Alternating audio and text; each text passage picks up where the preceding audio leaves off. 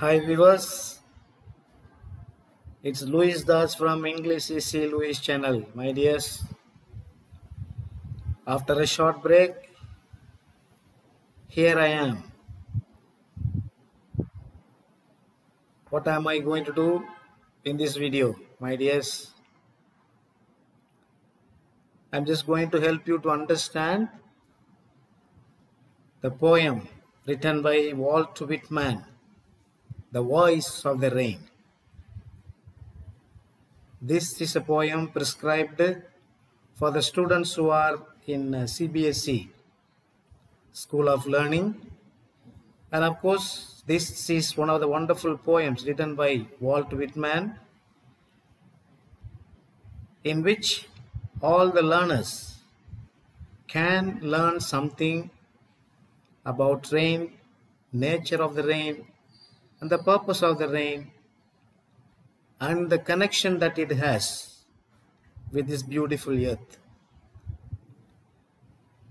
Walt Whitman is an American poet. He was a 19th century poet. Actually, he died at the age of 72. See, in this poem, actually, he has followed a method called free verse. Free verse in the sense where you will find no short sentences, no full stop. So he starts with the sentence or with the poetic lines, and you would find only commas, colons and semicolons, and finally you would see the full stop, period. And in this poem you will not find a specific rhyme scheme. So he has followed a free style of writing poems, in which he was good at. In fact, Walt Whitman is still known as the father of free verse poetry. In this poem, if you look at the nature of the poem or the methodology, written style of the poem, you will find only 12 lines there. And you will start from the beginning. Between you will have colons, semicolons, comma and all that. So only at the end of the poem you will find a full stop. And I have written the poem here for our reference, for our discussion, line to line explanation about the methodology that he has followed, about which we would come to learn later. But before we go into the poem as such, it's good that we know the nature of the poem and more or less the summary of the poem, so that it will be easy for us to understand. So before I read the poem, it's better that we understand. It's actually the poem tells us or describes or narrates the conversation between the poet and the rain. Conversation. Can you imagine a poet talking to the rain? And it's very symbolic and it's very imaginative. The poet writing the answer said or answered by the rain to the question asked by the poet, by the rain itself. See, the poet is actually asking the rain, and then the rest of the poem is actually the description of the rain itself. What is it? Who is it? And what is the work done by the rain? See, it's all explained only by the rain, which is very beautiful. It's very beautiful. And it shows how the poet is able to connect or link between the work done by the poetry and the nature or the rain. So this is going to be very beautiful and it's very simple to understand. That's what it's all about. It's very simple to understand. You don't find many difficult words. Of course, I am here to discuss with you all types of answers. Especially I am having the book of CBSE here. So after discussing the explanation or line-to-line explanation, I will just go through the questions given in the book with the title Think It Out. Or Think It Out, yes. Think It Out. So we would discuss the answers. So it will be easy for you to have a clear-cut understanding what is the poem all about. So let me switch over to the learners who are or would find easy to follow my discussion or able to understand the meaning of the poem in a better sense. So மீண்டும் உங்களை சந்திப்பதில் நான் மகிழ்ச்சி அடைகின்றேன் ஒரு சிறிய இடைவேளைக்கு பிறகு. இன்று நாம் இந்த வீடியோவில் என்ன பார்க்க போகின்றோம் என்றால், அதாவது வால்ட் விட்மேன் என்ற ஒரு பெரிய மாபெரும் அமெரிக்க கவிஞர் எழுதிய மழையை பற்றிய ஒரு poem, The Voice of the Rain. The Voice of the Rain, written by Walt Whitman. இவர் வந்து பார்த்தீங்கன்னா ஒரு அமெரிக்க எழுத்தாளர். ஸோ இவர் வந்து இந்த போயமில், இந்த கவிதையில் மழையை பற்றி அழகாக எழுதியிருக்காரு. ஆக்சுவலாக இந்த போயம் என்ன அப்படின்னா, இவர் வந்து மழையோடு பேசுகிற மாதிரி எழுதியிருக்கார். So is full of imaginative expression or imaginative feelings put forward in words by the poet Walt Whitman. மழையோட பேச முடியுமா? நம்ம போயட் பேசுறார் பாருங்க, நம்ம போயட் பேசுறார்.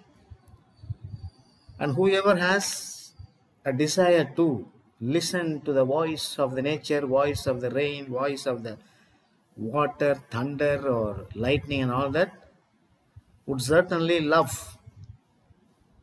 to read and understand the meaning of this poem. அதாவது யாரெல்லாம் இயற்கையின் மேல் அதிக பற்று உள்ளவர்களாக இருக்கிறார்களோ, நம்பிக்கையுள்ளவர்களாக இருக்கிறார்களோ, இயற்கையை நேசிக்கிறார்களோ, அவர்களுக்கெல்லாம் இது வந்து ஒரு வரப்பிரசாதம். எப்படி மழையானது பேசும். கவிஞர்கள் வந்து எழுதிட்டு போயிடுவாங்க. பட் ஆஃப்டர் அவங்க எழுதிட்டு போனதுக்கப்புறம் அதில் வந்து ஒரு லைஃப் கொடுக்க வேண்டியது யார் அப்படின்னா, அந்த வார்த்தையினுடைய முக்கியத்துவத்தை எக்ஸ்பிளைன் பண்ணுறவங்க, persons like myself or other experts. So அது எப்படி நம்ம முழுமையாக புரிஞ்சுக்கணும்.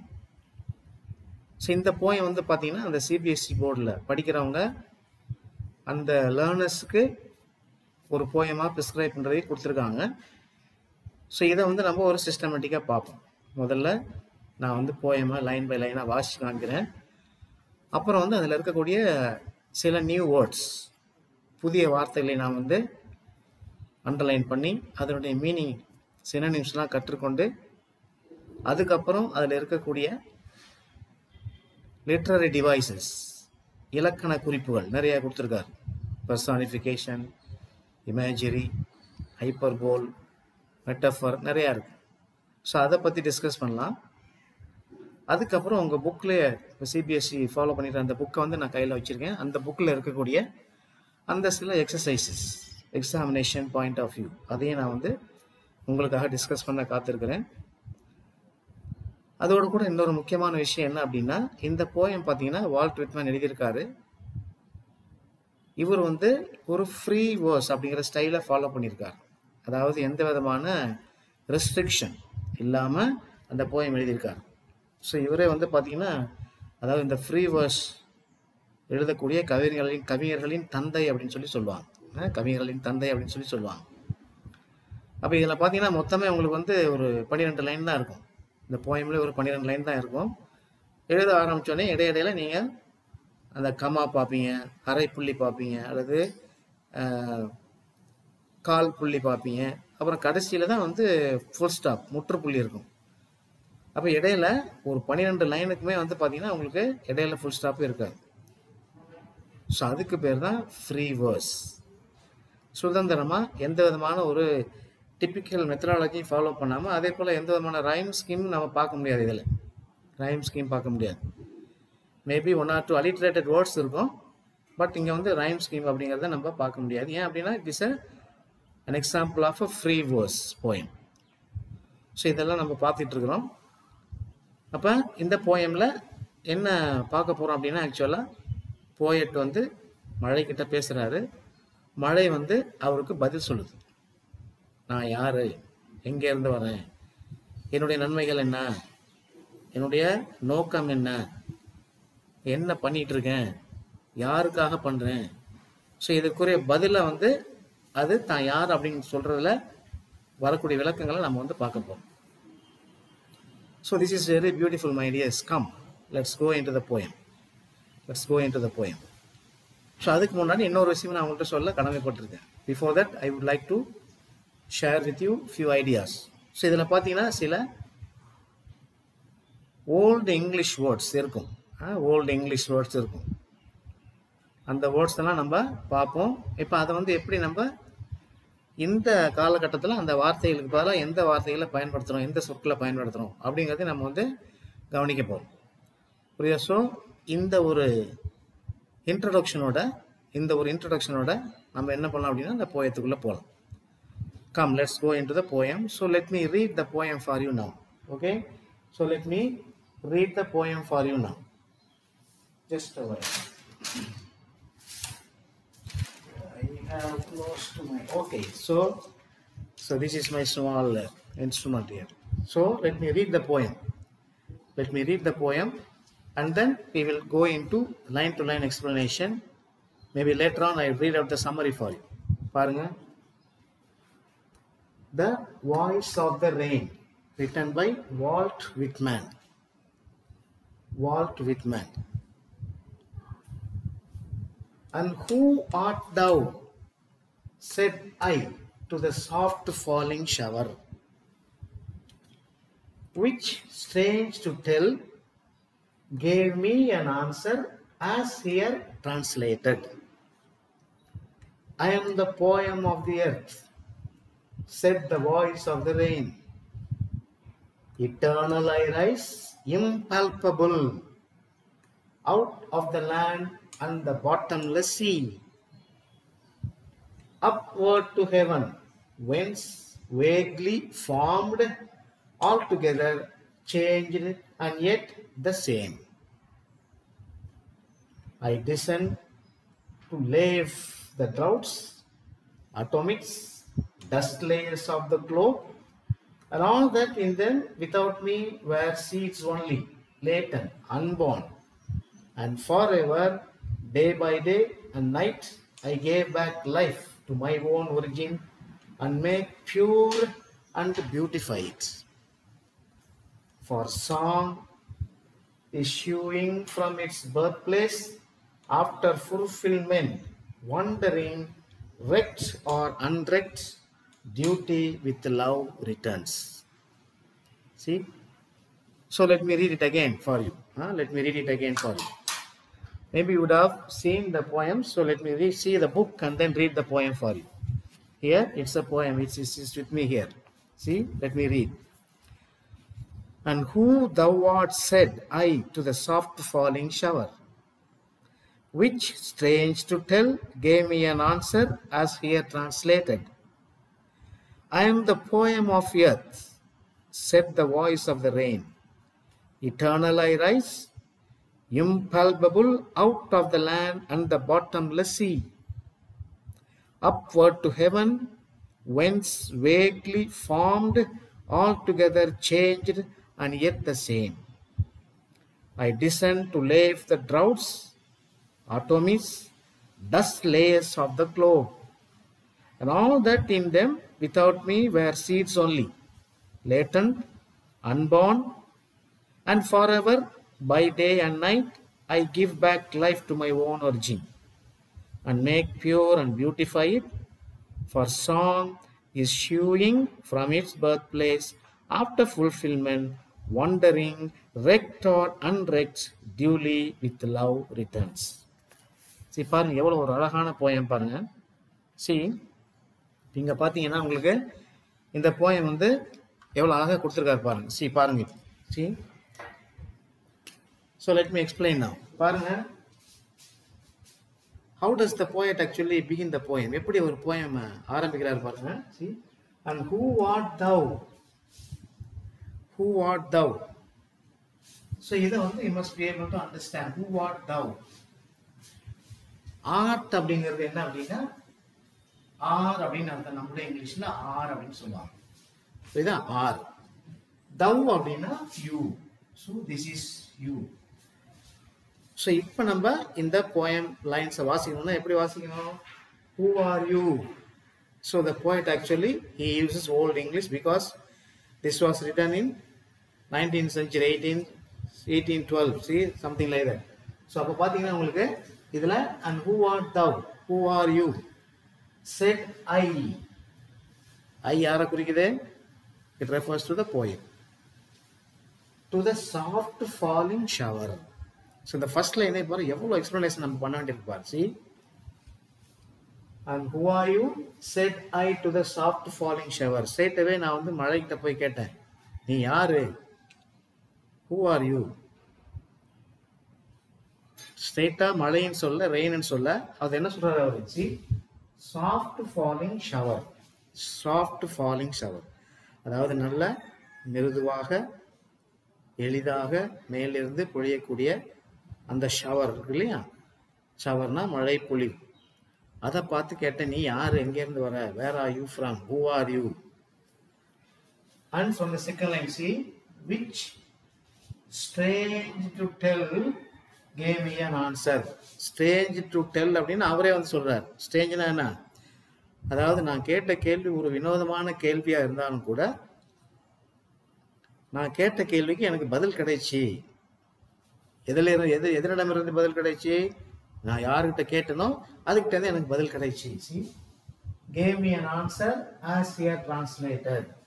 ஸோ அது சொன்ன பதிலை தான் நான் இங்கே வந்து இந்த போயமில் டிரான்ஸ்லேட் பண்ணியிருக்கேன், எழுதியிருக்கேன். அது என்ன சொன்னிச்சு? நான் கேட்ட ஒரே கேள்விக்கு பதில். Who are you? Who are you? நீ யார் அப்படின்னு சொல்லி கேட்ட கேள்விக்கு அந்த மழையானது நான் யார் அப்படிங்கிறத சொன்னது தான், அது சொன்ன பதிலாக வந்து நான் ஃபுல்லாக எழுதியிருக்கேன் அப்படின்றார். See, this is the explanation for these first two lines. பாருங்க. See, who are you or who art thou? Said I to the soft falling shower, which is strange to tell, gave me an answer. யாருன்னு சொல்ல முடியாது இருக்காது, அது திடீர்னு அதுக்கு எனக்கு பதில் கிடைச்சி. As here translated. இப்போ now the rain begins to speak. இப்போதான் மழை வந்து தான் யார் அப்படிங்கிறத சொல்ல ஆரம்பிக்குது. பதில் என்ன? முதல் பதில் என்ன சொல்லிருப்பாங்க? I am the poem of the earth. இந்த பூமியினுடைய கவிதையே நான் தான்ப்பா. I am the poem of the earth. இந்த பூமியினுடைய கவிதை நான் தான், பாடலே நான் தான், இசையே நான் தான், கவிதையே நான் தான். Says the voice of the rain. So இப்போதான் யாரு பதில் சொன்னா அப்படிங்கிறதுக்கு நமக்கு வந்து பதில் கிடைக்குது. யாரு சொல்றா? It is the voice of the rain. மழை வந்து பேசுது. பாருங்க எவ்வளவு தூரம் அந்த போயிட்டு வந்து தன்னுடைய கற்பனை சக்தியை வந்து வார்த்தைகள் வெளியிட்டுறாரு. பார்த்தீங்களா? சரி, வார்த்தைகள் வெளியிட்டிருக்காரு பாருங்க. கற்பனை சக்தியை எப்படி வெளியிட்டிருக்காரு பாருங்க. See, so voice of the rain சொன்னிச்சு. அதுக்கப்புறம் என்ன சொல்றாரு பாருங்க. Eternal I rise impalpable out of the land and the bottomless sea. Out of the land and bottomless sea. இப்போ நீங்க புக்கை பார்த்தீங்கன்னா உங்களுக்கு அதுலேயே மீனிங் கொடுத்துருப்பாங்க. impalpable அப்படின்னா something that cannot be touched or described. விவரிக்க முடியாத, something that cannot be touched or described. இங்க பாருங்க. See, I have prepared certain notes here, so I will explain to you. பாருங்க, impalpable. So that cannot be described or touched. அப்புறம் eternal என்ன? eternal என்ன? That you must be able to understand. Eternal. Eternal அப்படின்னா last longing, never ending. புரியுதா? It would never end, last long, தொடர்ந்து இருந்துட்டே இருக்கு. Last longing, never ending. சொல்லுது பாருங்க, voice of the rain, voice of the rain, eternal I rise. என்னைக்குமே வந்து மறைஞ்சு போகாத, அழிந்து போகாத நான் எங்கிருந்து தோன்றினேனோ அங்கிருந்து நான் வந்து மறுபடியும் உதித்தெழுகிறேன். I rise from where I began my journey. See? And I rise impalpable, that cannot be described. No one can describe, no one can narrate. ஏன்னா இயற்கையே நம்ம வந்து என்ன பண்ண முடியாது, கணிக்க முடியாது. இயற்கையை நம்ம வந்து கணிக்க முடியாது. You may be asking me, நீங்கள்கிட்ட கேட்கலாம், என்ன சார், இல்லை சார் வானிலை அறிக்கைலாம் கொடுக்குறாங்களே சார் அப்படின்னு சொல்லி சொல்லலாம். Maybe to some extent, but sometimes, not sometimes, many of the times, இயற்கை வந்து நமக்கு நாம் நினைக்கிறதுக்கு முரண்பாடாக தான் செயல்படும். ஏன்னா it has got its own freedom. We cannot judge, we cannot predict what is going to happen. So maybe out of our limited human memory, limited human understanding, we can predict to some extent. நம்ம ஓரளவுக்கு இதான் நடக்கும் அப்படின்னு சொல்லி சொல்லலாம். But the changes may occur at the last minute. என்ன வேணுமானாலும் நடக்கலாம் towards the end. இதை நம்முடைய வாழ்க்கையில பார்த்துருக்கோம். அப்ப என்ன சொல்றது பாருங்க, see, I rise impalpable, எங்க இருந்து வருதா, out of the land and bottomless sea. எங்க இருந்து வருதா, out of the land. நம்ம எங்க இருக்கிறோமோ அந்த பூமியில இருந்தும் கடல் கடியில இருந்து நான் வர்றேன். See, bottomless sea. Do you see bottom there in the sea? No, it has no bottom. Water everywhere. You would see only water, but not a drop to drink அப்படின்னு சொல்லுவாங்க. ஸோ அந்த பாட்டம்லெஸ் சீலேருந்து நான் தோன்றுறேன். நீங்கள் குடியிருக்கிறீங்களே அந்த உலகத்துலேருந்து தான் நான் வர்றேன், பூமியிலேருந்து தான் நான் வர்றேன். See, and upward to heaven. இங்கேருந்து எங்கே போகிறேன், upward to heaven. Heaven refers to the sky. Heaven refers to the sky. Heaven refers to the sky. So அப்போ பார்த்தீங்கன்னா எப்போ இங்கே வந்து ஒரு ஓல்டு இங்கிலீஷ் பாருங்க, வென்ஸ் அப்படின்னா, இந்த வென்ஸ் அப்படின்னா என்ன அப்படின்னா வேர் அப்படின்னு சொல்லணும். வேர் எங்கே, சரி, வென்ஸ் அப்படிங்கிறது பழைய காலத்து இங்கிலீஷ், அது ஓல்டு இங்கிலீஷ். ஸோ அதுக்கு என்ன அர்த்தம்னா வேர்னு அர்த்தம். வேக்லி ஃபார்ம்டு, அங்கே தான் நான் வந்து வேக்லி ஃபார்ம்டு. வேக்லின்னா என்ன அர்த்தம், வேக்லி அப்படின்னா நாட் கிளியர், வேக்லினா நாட் கிளியர். நாட் கிளியருங்க இருக்கு பாருங்களா, வேக்லி, வெரி சி, வேக்லினா நாட் கிளியர் அப்படின்னு அர்த்தம். ஃபார்ம்டு, திடீர்னு ஒரு எதுவுமே இல்லாத இடத்துல ஒரு ஃபார்மை உருவாகி, ஒரு ஃபார்ம் எடுத்து உருவாகி, ஆல் டுகெதர் திரும்பவும் எல்லாம் ஒன்றா சேர்ந்து, changed and yet the same, ஒரு என்னுடைய உருவத்தை மாற்றிக்கிட்டு மறுபடியும் எப்படி வர்றேன், அதே மழையா நான் மேலேருந்து கீழே பொழிகிறேன்.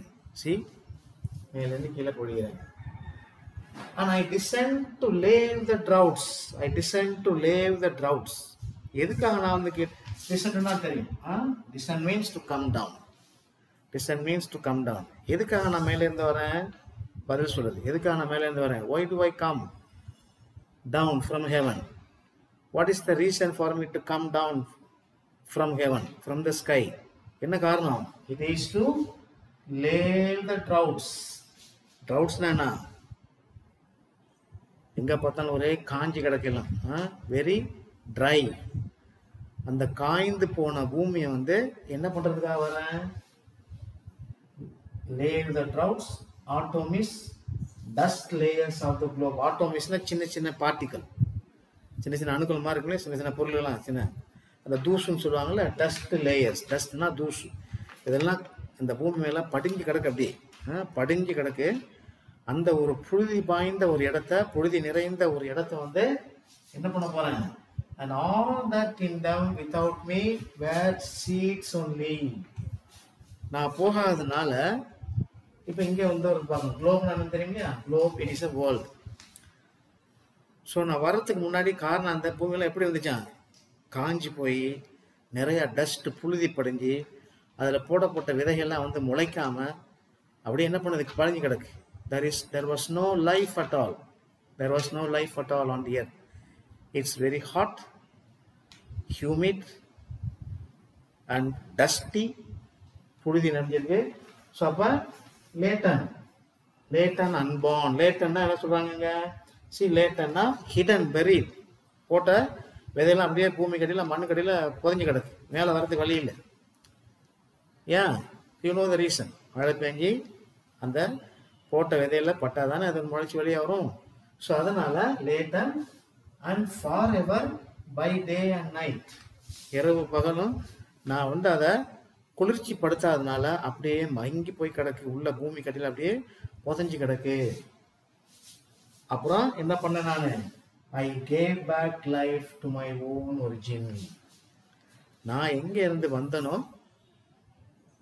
அங்கே இருக்கிற இந்த ஒரு காய்ந்து போன சூழ்நிலையை, வறண்ட சூழ்நிலையை மாற்றி அதுங்களுக்கு ஒரு உயிர் கொடுக்க நான் மறுபடியும் வந்து அங்கேருந்து வந்தேன். Where? From the sky, from the heaven. See பாருங்க, my own origin and make pure and beautify it. இதான் வந்து முக்கியம். எதுக்காக மேக் பியூர்னா இந்த புழுதி படிஞ்ச இந்த பூமியெல்லாம் வந்து பசுமையாக்கவும் செழுமையாக்கவும், அப்புறம் அழகுபடுத்தவும். யோசிச்சு பாருங்க, இப்போ ஏன் இந்த பூமி அழகா இருக்கு? மலைகள் நிறைந்த பூமி, மலை, அப்புறமா மரம், செடி, கொடி, பூக்கள், இதெல்லாம் எதனால பார்க்கறது நமக்கு அழகா இருக்கு? எங்கெங்கெல்லாம் இது அதிகமாக தென்படுதோ அங்கே வந்து நிறைய மழை பெய்திருக்கும். ஸோ அதனால நமக்கு வந்து அது பார்க்கறது கண்களுக்கு குளிர்ச்சியா இருக்கும். இப்போ மழையே பெய்யலைன்னா we can understand how dry it is, how warm it is, how humid it is. இதெல்லாம் வந்து நம்ம அன்றாட அனுபவித்து கொண்டிருக்கக்கூடிய ஒரு சூழ்நிலை. புரியுதுங்களா? ஸோ இது எல்லாத்தையும் உங்களுக்கு குளிர்ச்சி படுத்த எங்கேருந்து நான் வந்தனோ அங்கேருந்து மறுபடியும் மேலே போய் கீழே வந்து நான் வராதனால எப்படி இந்த பூமியில் உள்ள எல்லா மரம், செடி, கொடிகள் எல்லாம் வந்து முளைக்காம கிடக்குதோ அதை வந்து முளைச்சி வர்றதுக்காக நான் வந்து குளிர்ச்சி படுத்த இங்க வந்து வரேன். So I show my love and concern to where I belong. See, very beautiful. பாருங்க, இப்போ கடைசி என்ன சொல்றாங்க? இதெல்லாம் சொல்லிட்டு போயிட்டு எப்படி முடிக்கிறாரு பாருங்க. மழை எப்படி சொல்லுதா? For song issuing from its birthplace after fulfillment. தான் வந்து தன்னுடைய வேலையெல்லாம் முடிச்சதுக்கு அப்புறம் fulfillmentனா completing the job, completing the task that was given to the rain. நான் என்னுடைய வேலையை முடிச்சதுக்கு அப்புறம் என்ன பண்றேன்? Wrecked or unwrecked, duty with love returns. நான் வர்றது பல பேருக்கு பிடிக்காது. அதை வந்து ரெக்கக்னைஸ் பண்ணுவாங்க, சில பேர் ரெக்கக்னைஸ் பண்ண மாட்டாங்க. சில சமயத்தில் அதிகமாக வருவேன், சில சமயத்தில் கொஞ்சமாக வருவேன். Sometimes I pour like anything storm with thunder and lightning and all that. Sometimes I come as a soft showering, softly, see, soft falling shower, அது மாதிரி வருவேன். ஸோ என்னுடைய சூழ்நிலைக்கு தகுந்த மாதிரி நான் வந்து மேலே இருந்து என்னுடைய வேலை செஞ்சுக்கிட்டே இருப்பேன். But that is done out of, இது முக்கியமான வார்த்தை, சி, அவுட் ஆஃப் லவ். நான் என்னுடைய படைப்புகள் மேலே வைத்திருக்கக்கூடிய அந்த அன்பு, கன்சர்ன் என்னது? அக்கறை. அதற்காக தான் நான் வந்து மறுபடியும் வர்றேன் அப்படின்னு சொல்லி ஒரு கேட்ட கேள்விக்கு who are you, who are thou அப்படின்னு சொல்லி கேட்ட கேள்விக்கு இவ்வளோ பதில் அந்த மழையானது சொல்கிற மாதிரி இந்த போயிட்டு வந்து இமேஜின் பண்ணி எழுதியிருக்காரு. சி, புரியுதுங்களா? C, very simple. You can easily understand the poem. So the only one question asked by the poet, who are you? And எப்படி அது தன்னுடைய பதிலை ஸ்டார்ட் பண்ணி பாருங்க. I am the poem of the earth. I am the poem of the earth. Eternal I rise. Impalpable. See, that cannot be described. Cannot be narrated. நீ அங்கேருந்து வரைச்சிட்டு உங்களால் சொல்ல முடியாது. Because beyond human understanding, nature. See, out of the land and the bottomless sea, upward to heaven, winds vaguely formed all together, changed and yet the same. என்னுடைய form வந்து நான் change பண்ணிட்டாலும் மறுபடியும் என்னுடைய பழைய நிலைக்கே வந்து நான் வந்து இந்த பூமியை வந்து குளிர்படுத்துறேன். சி, சாஃப்டா இந்த மண்ணெல்லாம் வந்து சாஃப்டாக செய்து அதில் வந்து புதைந்து கிடக்கிற விதைகளை வந்து முளைக்கும்படி நான் செய்கிறேன். So I give a life I give life to all those seeds that were buried under the earth without life. So once I pour, once I beautify the earth with my presence, all the seeds are grown. கீழே கிடக்கிற பூமி கடியில் இருக்கிற அந்த விதையெல்லாம் என்ன பண்ணுது, முளைச்சி வருது. அது மாதிரி முளைச்சி வந்தால் தான் இன்றைக்கி நம்ம பார்க்கக்கூடிய பெரிய பெரிய மரங்கள், மரம், செடி, கொடி எல்லாம். So look at the nature of the poem. Look at the words. See, பாருங்க, ஒரே ஒரு 12 லைன் தான். I can even count it and show you. 1, 2, 3, 4, 5, 6, 7, 8, 9, 10, 11, 12. ஒரு 12 லைன் தான். Free verse அப்படின்னு சொன்னேன். So this is an example of a free verse. So free verse. And பாருங்க, இங்க இருந்து ஆரம்பிச்சு you will have a comma here and a colon here, maybe another comma here. So இது மாதிரி நிறைய இருக்கு. பட் கடைசியில் தான் எங்க இருக்கு, see, இங்க தான் புதுசா பண்ணிருக்காங்க. So this is what is meant by free verse. So I hope you have understood the meaning of the poem. இப்போ இங்க வந்து I want to show you certain things. என்ன அப்படின்னா, இந்த மழை வந்து வருவதற்கான சூழல், அந்த cycle of rain எப்படி வருது அப்படிங்கிறத I'm just going to show you through a picture. பாருங்க, see, look at this. There are certain words that you must become familiar with. இத பாருங்க, இந்த படத்தை பாருங்க. See,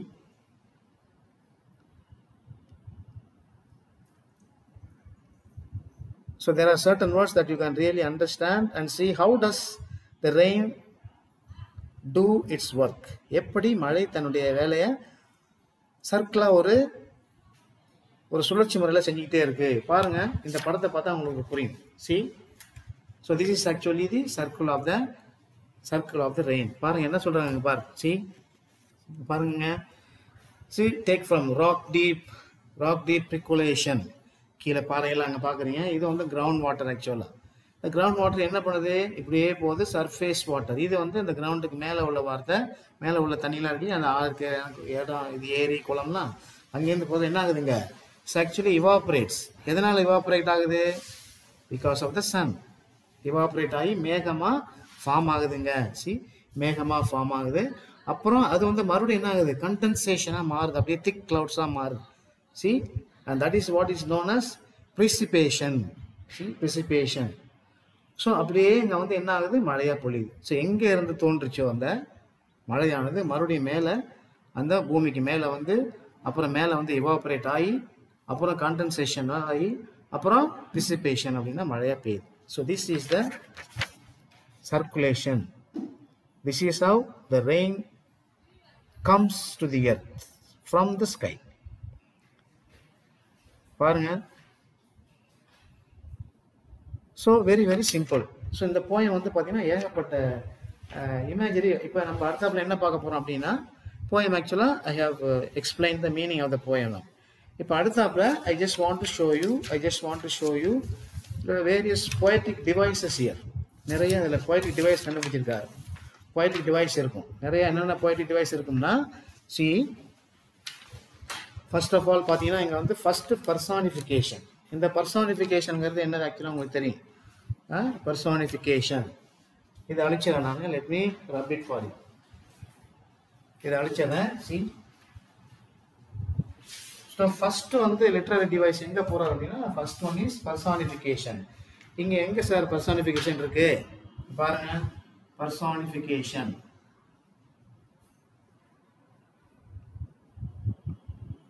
ஸோ பர்சானிஃபிகேஷன் எங்கே சார் இருக்கு? சி, முதல்ல சொல்லுவார், I am the poem of the earth. See, I am the poem of the earth. இப்போ ஆக்சுவலாக and the voice of the rain, இதோடு கூட I am the poem of the air and the voice of the rain. Personification என்ன? It's a comparison between living and non-living things. அது ஏற்கனவே நம்ம படிச்சிருப்பீங்க. You must have heard from so many other experts describing the nature of personification. அதாவது it's nothing but indirect. So it's nothing but using of a non-living to a living thing. இப்போ living திங்கிறப்ப நம்ம எதை compare பண்ணலாங்க? மழை பொழியும் பொழுது அதுலேருந்து வரக்கூடிய அந்த ஒரு கண்ணு கூட பார்க்குறோம். அதோட கூட என்னத்தை கம்பேர் பண்ணுறாரு அப்படின்னா, இந்த போயம் கம்பேர் பண்ணுறாரு. இந்த போயம் ஆஃப் தி எர்த், நான் தான் இந்த பூமியினுடைய கவிதை அப்படின்றார்.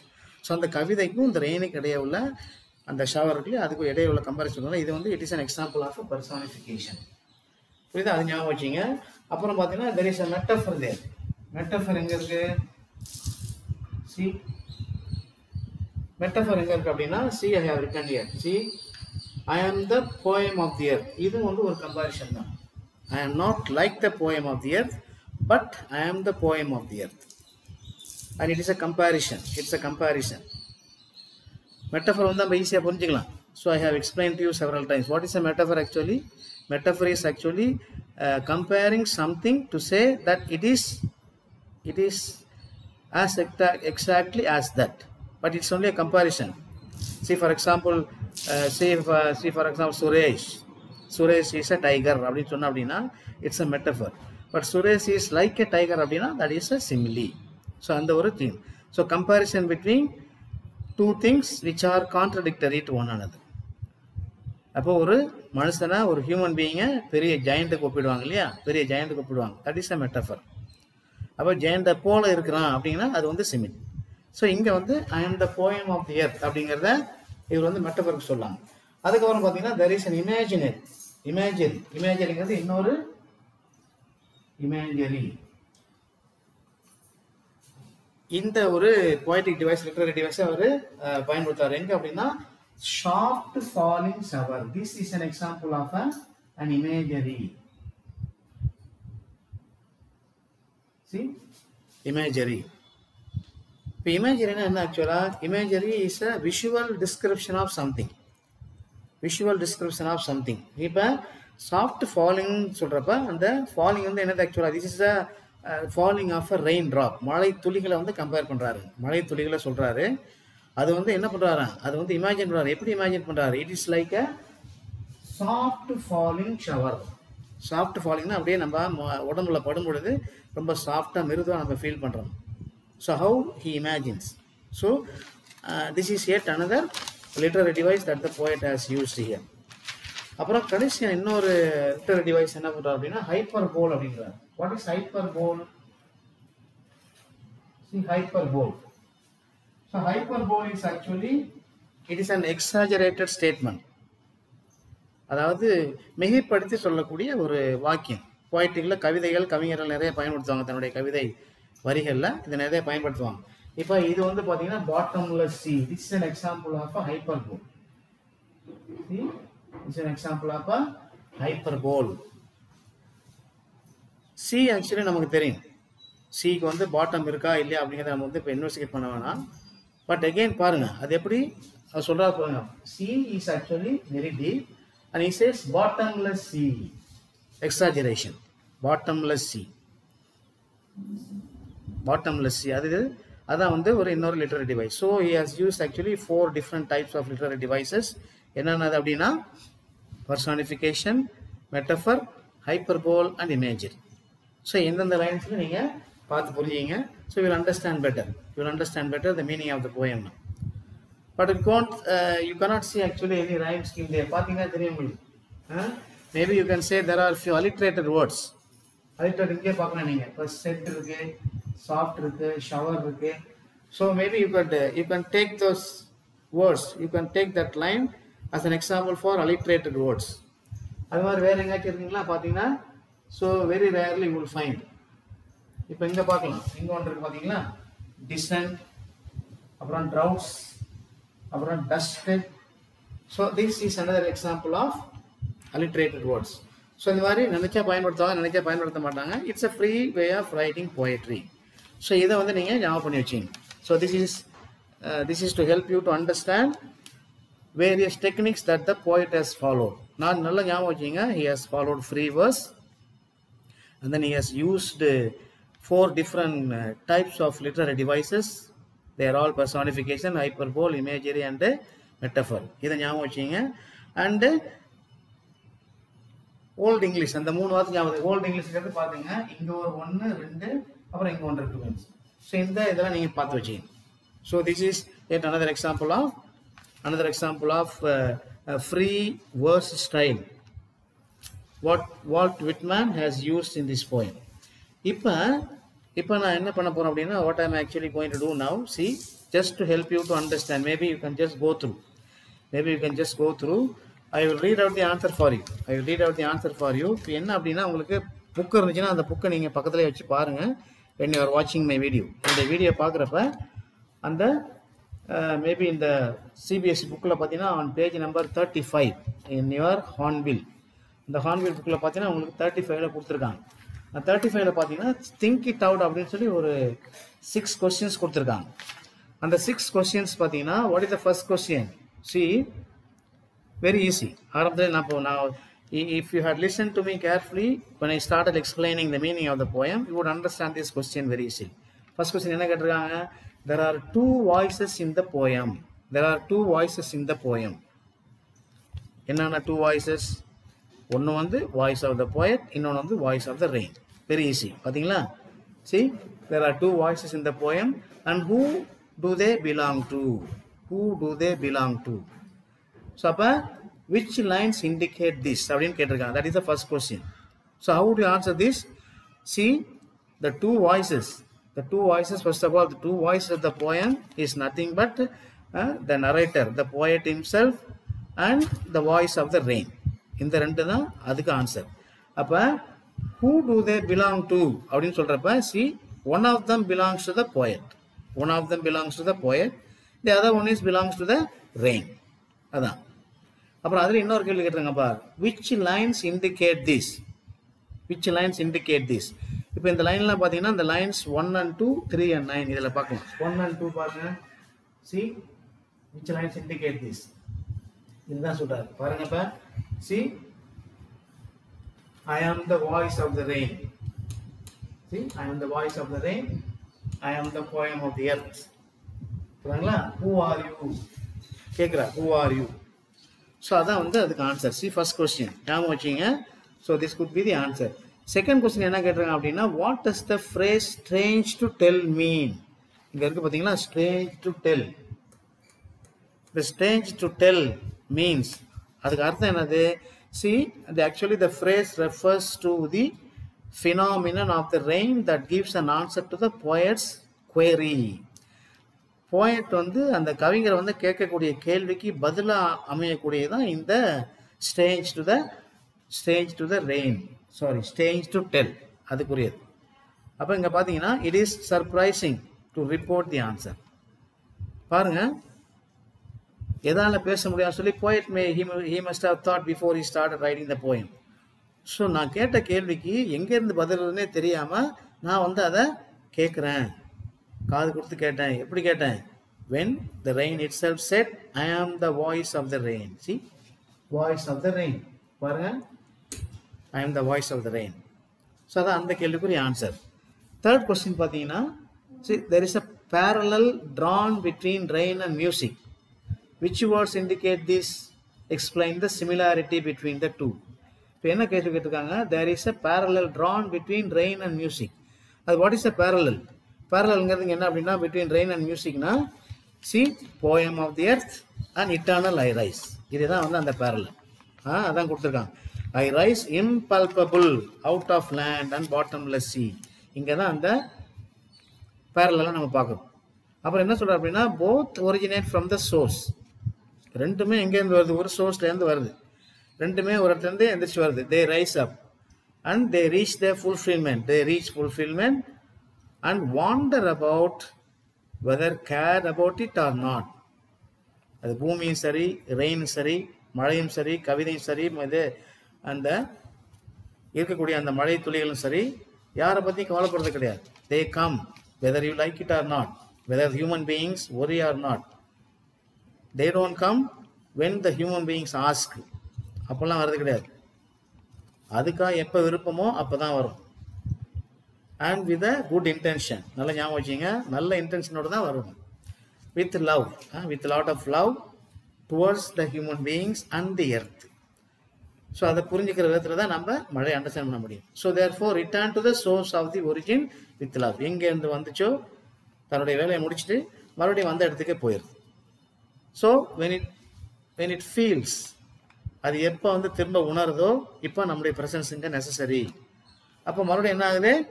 comes from the ground water, evaporates, condensation and then dissipation வந்து என்ன பண்ண மறுபடியும் மழை பெஞ்சிட்டு அது தன்னுடைய வேலையை ரெகுலராக செஞ்சுக்கிட்டே இருக்கும். So depending upon the way how the human beings nurture the nature, the rain will follow. நம்ம எந்த அளவுக்கு இந்த இயற்கையை வந்து பாதுகாப்பாக வச்சுக்கிறோமோ, மதிக்கிறோமோ, அன்பு செய்கிறோமோ, அந்த அளவுக்கு தான் அது தன்னுடைய வேலையை நம்ம வாழ வைக்கிறதுக்காக பண்ணிகிட்டே இருக்கோம். அப்படிங்கிறது எந்த நாளும் நம்ம என்ன பண்ணக்கூடாது, மறந்துடக்கூடாது. So that is the answer to the third question. Fourth question என்ன கேட்டிருக்காங்க அப்படின்னா, see how is the cyclic movement of rain brought out in the poem. The cyclic movement of the rain, compare it with what you have learnt in science. அதுக்கு தான் நான் வந்து என்ன காமிச்சேன் அப்படின்னா இந்த போயம், இந்த படத்தை காமிச்சேன். ஸோ அந்த கேள்விக்கு ஆன்சர் தான் இந்த பதில். See the fourth question இருக்கு இல்லையா, page number 35 in your book. Page number 35 in your bookல fourth questionக்கு ஆன்சர் தான் இது. ஸோ இதை பார்த்தீங்கன்னா உங்களுக்கு அது வந்து தெளிவாக தெரியும். So you will understand it better. பாருங்க. ஸோ இந்த படத்தை பார்த்தீங்கன்னா you can describe it, you can narrate in your own words. How does the rain start, where does it originate from, how does it evaporate, and how does it condense, and how does it precipitate. பார்த்தீங்களா? So இதுதான் that is the answer to the fourth question. Very simple. அப்புறம் பாருங்க fifth question என்ன சொல்றாங்க. Fifth question வந்து பார்த்தீங்கன்னா, see why are the last two lines put within brackets. அந்த கடைசி ரெண்டு லைனை ஏன் பிராக்கெட்டில் போட்டிருக்காங்க அப்படின்னு சொல்லி கேட்டிருக்காங்க. கடைசி ரெண்டு லைன் ஏன் பிராக்கெட்டில் போட்டிருக்காங்கன்னு சொல்லி கேட்டிருக்காங்க. So answer to that question, see what I have written here. நான் ப்ரிப்பேர் பண்ணதில் this is like this. See now.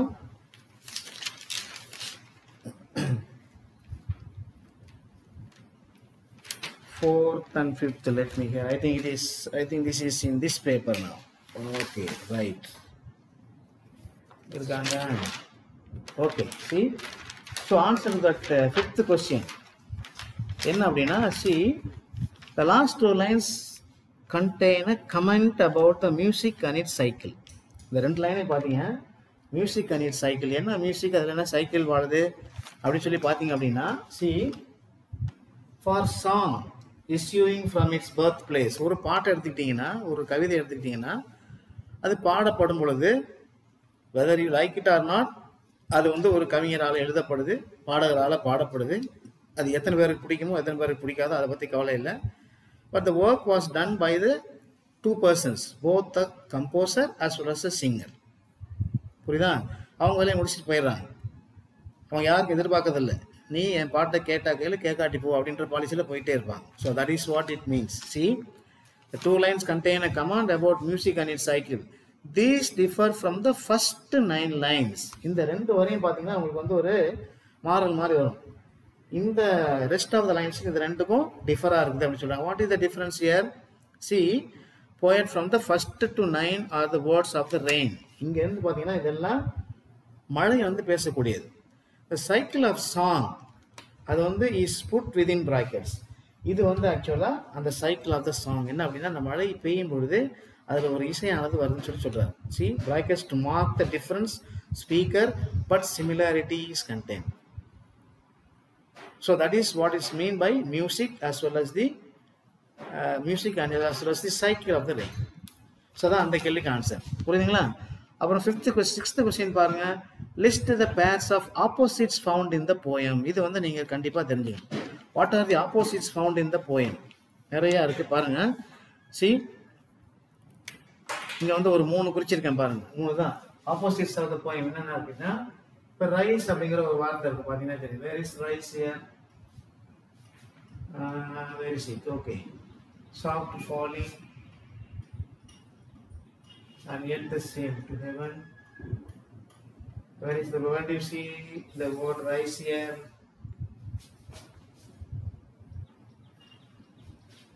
Okay, இங்க ஒன்று இருக்கு பாருங்க. See, there is one here, descend. But descend அப்படின்னா அதனுடைய ஆன்டனிம் என்ன? ascend. descendங்கிறது ascend. அதே போல rise அப்படிங்கிற ஒரு வார்த்தை இருக்கு. Where is it? See, soft falling, right to tell. See, I am the poem of the earth, voice of the rain. See, where is it? Changes leaves droughts forever day and night and make pure. Okay, see here. See, I have found this word here. See, I rise impalpable. இப்போ ரைஸ்னா மேலே எந்திரிக்காது. இப்போ அதோட opposite என்ன? இதுக்கு வந்து rice. இதோட synonym வந்து dissent. அதே போல டிசென்ட்க்கு வந்து ஆப்போசிட் என்ன? அசென்ட். See, ஸோ அது ஒரு இருக்கு. அப்புறமா டே ஒன்று இருக்கு. டேக்கு ஆப்போசிட் வந்து நைட்டு. டே அண்ட் நைட்டுங்க இருக்கு இல்லையா? Day and night. ஸோ இது வந்து an example of another synonym and antonym. இன்னொன்று பார்த்தீங்கன்னா இங்கே கொடுத்துருக்காங்க ரெக்டு அண்ட் அன்ரெக்ட். So this is the third form of writing synonyms and antonyms. So அதான் வந்து உங்களுக்கு 6வது குறளுக்குரிய ஆன்சர். ஓகேவா? ஸோ இப்போ அதிலே பார்த்தீங்கன்னா இன்னொரு புக்கில் உங்கள் புக்கில் பார்த்தீங்கன்னா you can find another exercise there on the page number 35 from your book here. So இதில் பார்த்தீங்கன்னா தெரியும் என்ன பார்க்குறீங்க? Notice the following sentence patterns. இதில் அந்த போயமில் வந்துருக்கக்கூடிய லைனை வந்து கொடுத்துருக்காங்க. அந்த லைனை வந்து உங்களை என்ன சொல்ல பண்ணியிருக்காங்க அப்படின்னா what have they asked you to do, the learners of this poem here அல்லது persons who said these questions என்ன பண்ண சொல்லியிருக்காங்க? இந்த poetic லைனை நம்மளை எப்படி மாற்ற சொல்லியிருக்காங்க? ப்ரோஸ் லைனில் மாற்ற சொல்லியிருக்காங்க. See, ப்ரோஸில் மாற்ற சொல்லியிருக்காங்க. See, for example, and who art thou, said I to the soft falling shower. So அதை நீங்கள் புக்கில் பார்த்துங்க, புக்கில் ரெஃபர் பண்ணி பார்த்துக்கிங்க. உங்களுக்கு see, if I start rubbing the poem you will not be able to find the link, so I just try to explain. அங்கே பார்த்தீங்கன்னா உங்களுக்கு அந்த ஃபர்ஸ்ட் சென்டென்ஸுக்கு எப்படி நம்ம ப்ரோஸில் எழுதலாம்? and who art thou, said I to the soft falling shower. இது வந்து இந்த போயமில் இருக்கக்கூடிய ஃபர்ஸ்ட் லைன். see, இந்த போயமில் இருக்கக்கூடிய ஃபர்ஸ்ட் லைன். இப்போ இதை வந்து நம்ம எப்படி ப்ரோஸில் எழுதுறது? So how can we write this poetic line in prose? Very simple. Direct, indirect speech, ஞாபகம் வச்சுங்க. Reported speech. So think of reported speech. எப்படி எழுதலாம்? See, I said to the rain, brother, I said to the soft falling shower, who are you? அதான் அவருடைய answer. See, let me write it here. அடிச்சிடலாமா? பாருங்க, அது எப்படி ப்ரோஸில் எழுதுறீங்க அப்படின்னா, maybe I rub this so that it will be easy for you.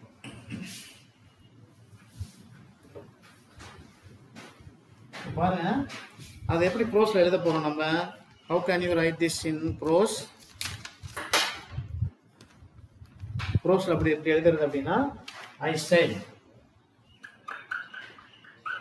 See, I said, comma, open inverted commas. So sorry, I said to the soft falling showers.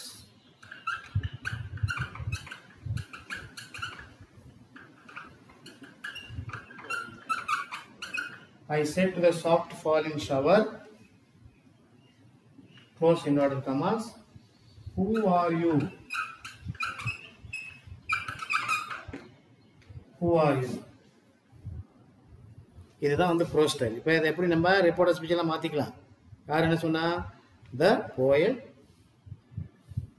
poet asked the soft falling shower who it was.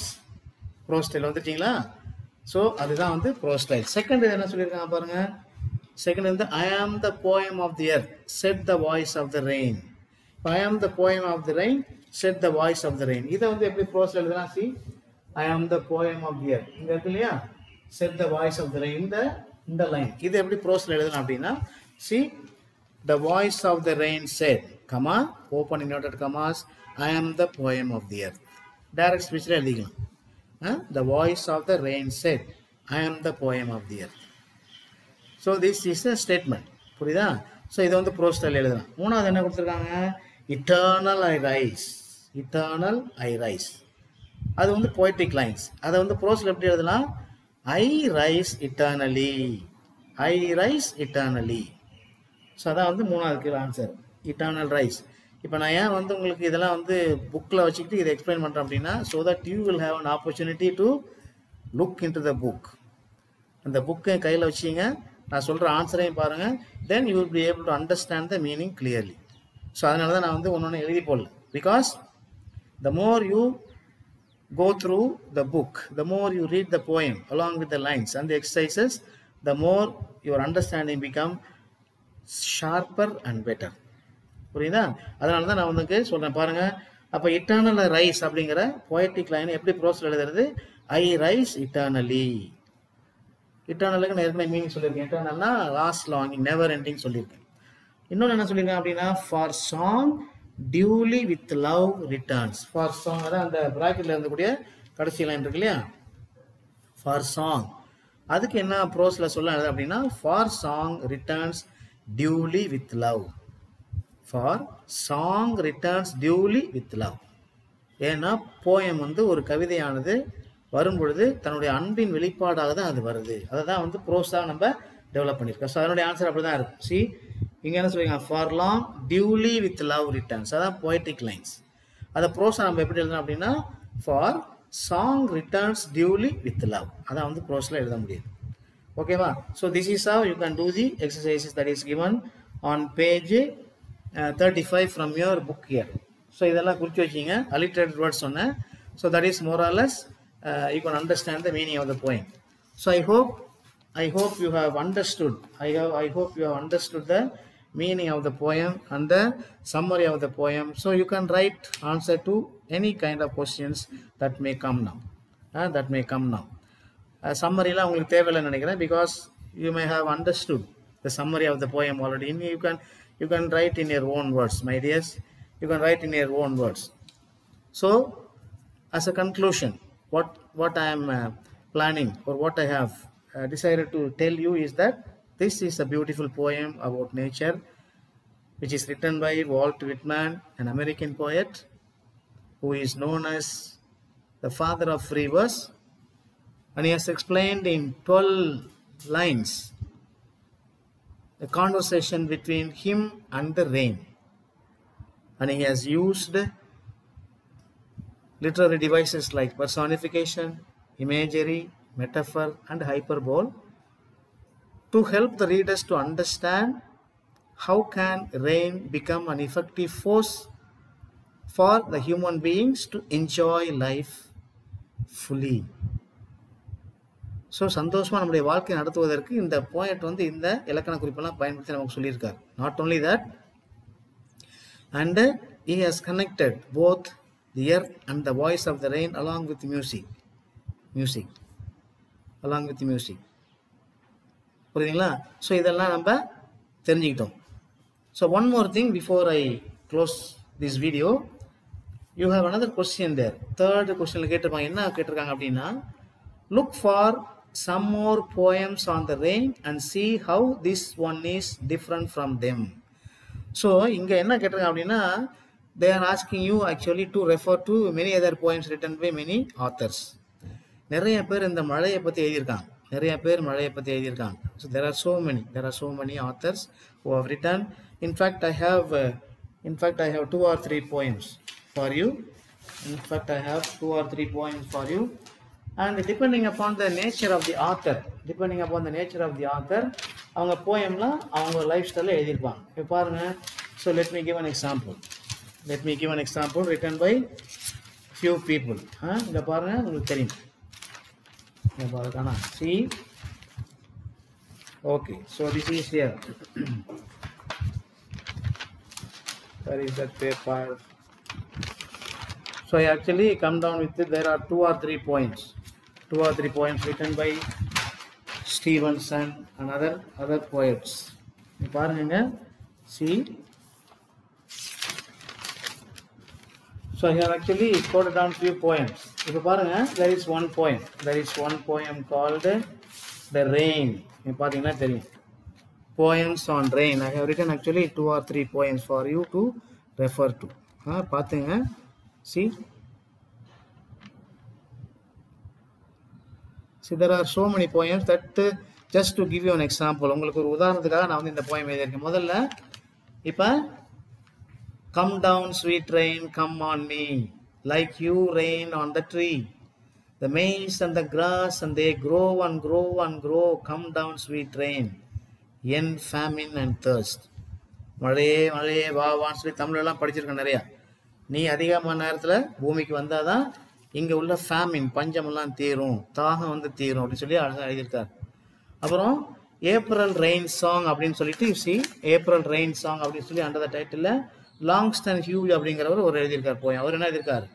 Let the rain kiss you, let the rain beat upon your head with silver liquid drops, let the rain sing you a lullaby, the rain makes still pools on the sidewalk. So அவர் வந்து ஒரு அழகான நிறைய பெரிய poem. I have written just only 4 lines to help you to understand. So these are the poems written by various poets. அப்புறம் Robert Lewis ஸ்டீவன்சன்ங்கிறவர் rain அப்படிங்கிற title வச்சு ஒரு poem எழுதியிருக்கார். The rain is raining all around, it falls on fields and tree, it rains on the umbrellas here and on the ships at sea. இந்த மழையெல்லாம் எங்கெங்கெல்லாம் பெய்யுது அப்படிங்கிறத அவர் ராபர்ட் எழுதியிருக்கார் பாருங்க. அப்புறம் கடைசி இன்னொரு poem வந்து நான் எழுதியிருக்கேன். This is Emily Dickinson. Emily Dickinson வந்து என்ன எழுதியிருக்காரு பாருங்க. A drop fell on the apple tree. அதான் வந்து title of the poem. A drop fell on the apple tree, another on the roof, a half a dozen kissed the eaves and made the gabbles laugh. See, மழை வந்து அந்த இதில் மரங்கள்லையோ செடிகள்லையோ இலைகளே படும் பொழுது அது எப்படி வருதா? அழகாக இருக்குது, பார்க்கறது அழகாக இருக்குது. ஒரு சில துளிகள் கூரை மேலே விழும், இன்னொரு சில துளிகள் வந்து மரத்து மேலே விழும், ஆப்பிள் ட்ரீ மேலே விழும். ஸோ இது இஸ் an example. சரி பாருங்கள், just to give an example, just go through all these poems. நிறைய நீங்கள் பார்க்கலாம். There are so many thousands of poems written by many poets in English. So my dears, this is an opportunity for you to understand the meaning of the poem thoroughly well. The poem written by Walt Whitman titled The Voice of the Rain. I hope you have enjoyed watching this video and try to listen to the video and understand the meaning of the poem. Understand the meaning of the poem. And when you try to understand, try to connect with the literary devices and the meanings that the poet is arriving at. So அதனால் பாருங்கள், video முழுசாக பாருங்கள், படித்து காது கொடுத்து கேட்டு நிறைய கற்றுங்க. So until I see you next time, it's Louis Das from English CC Louis channel. Watch again, subscribe my channel, increase the subscribers, give your comments, and I wish you all very well. Until I see you next time, thank you, see you, God bless you my dears.